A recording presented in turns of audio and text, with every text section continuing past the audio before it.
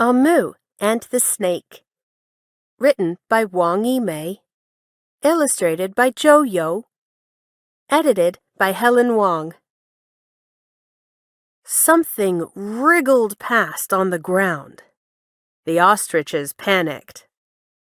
The birds took to the skies. It wriggled and slithered on the grass, in the desert, up the trees.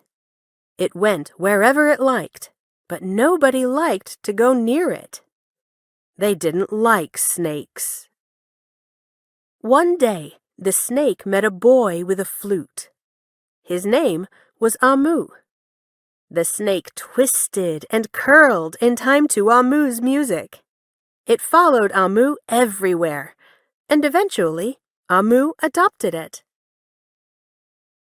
They went to the city square. Amu played his flute, and the snake curled to the music. Crowds gathered to watch Amu and the snake. Amu became rich. He grew up, bought a house, and made many new friends, but they were all afraid of the snake. Amu stopped playing the flute. He didn't need the snake anymore. He ignored it and hoped it might disappear by itself. "Maybe I shouldn't follow you all the time," said the snake. "I can live quietly under the floor as long as you play the flute from time to time." Amu did play the flute from time to time, mostly for his girlfriend, whom he loved very much.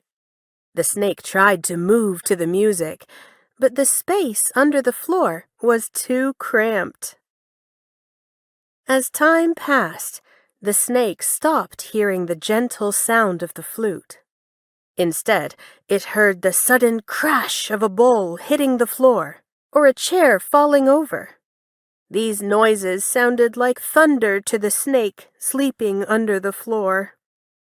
The snake grew lonely and sad, and finally decided to move out. The snake returned to nature, to the grass, the desert, and the trees. All the animals came out to welcome it home and to see the famous snake dance. The snake twisted and curled in the moonlight. It twisted into a question mark. Why did those happy days with Amu have to end? It missed Amu and his flute. Years passed.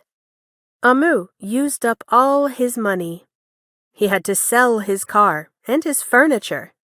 His girlfriend left him. Finally, Amu had to sell his house. But something nagged at the back of his mind.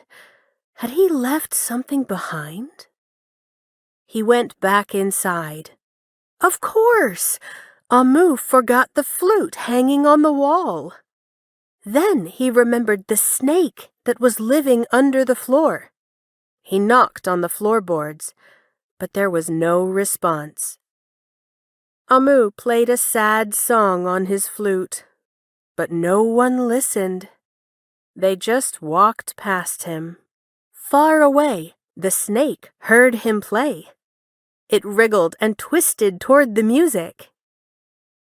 The snake wriggled and twisted awkwardly. "I'm old," it said. "I can't move as smoothly as before. I'm sorry. I can't perform with you anymore." "But will you come with me while I wander the world and play my flute?" asked Amu. Amu and the snake walked into the distance.